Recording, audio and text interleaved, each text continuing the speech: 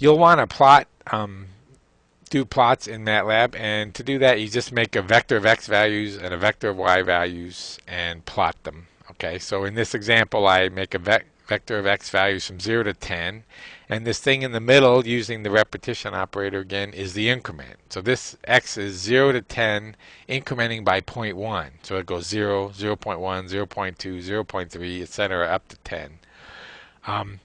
Then I say y equals sine of x, and that the special functions like trig functions always do element by element math.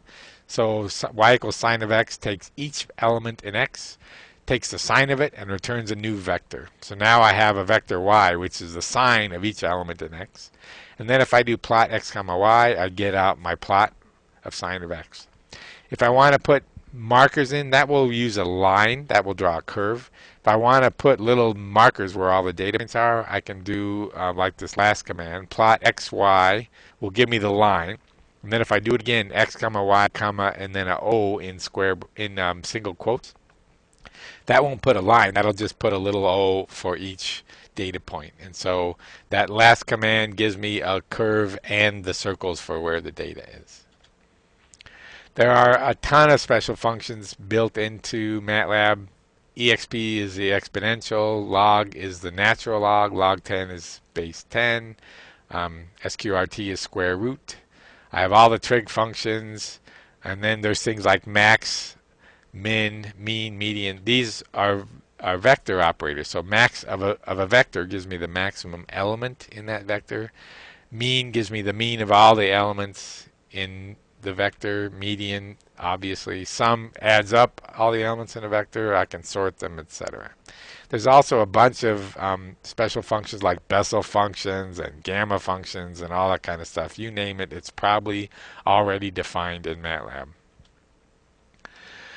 Now, we'll want to write loops sometimes, so there is quite a bit of flow control available in MATLAB. For example, if then else statements, and the syntax is obvious. I can write for loops, sort of like do loops in the old Fortran. For I equals 1 to 10, z equals z times I. So I will be set to 1, then everything is carried out until I get to the end. Then I is increased to 2, and it's all carried out. Then 3, then 4, and it keeps going until I equals 10, runs through all the commands, and then proceeds. We'll also want to write our own functions, so create user-defined functions. So suppose we want to plot 3x plus sine of 3x plus sine of 3.1x. This will give me beats, if you're familiar with the term. It'd be nice to create a function that, given a value of x, returns that entire quantity, and then we can just plot it the same way we did on the previous slide. To do that, you create a new M file. And in it you just type function, in this case r equals f of x, and then r equals whatever you want it to be. Okay, so the f here is how you'll call the function. So in the script where you call this, you'll type f of whatever, and it'll send whatever to this function, evaluate it, and return the value. Okay, so the f is how you call it. It's also how you name the file. So MATLAB will expect to see this in a file called f.m. So you save it as f.m and you call it as f of x.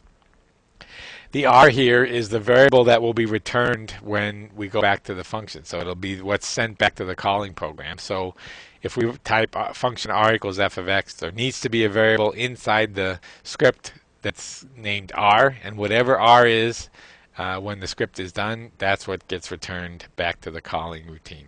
Okay, so to call this, we just, for example, can create a vector x from 0 to 50 incrementing by 0.1. Y equals f of x. For each element in x, it sends that element to the function we just wrote, returns the value, and then sticks it into y, and then we can plot it. So that's basically how MATLAB works. There's a second movie that demonstrates this within MATLAB. You might want to take a look at that, and then you'll be ready to do the first homework. Good luck.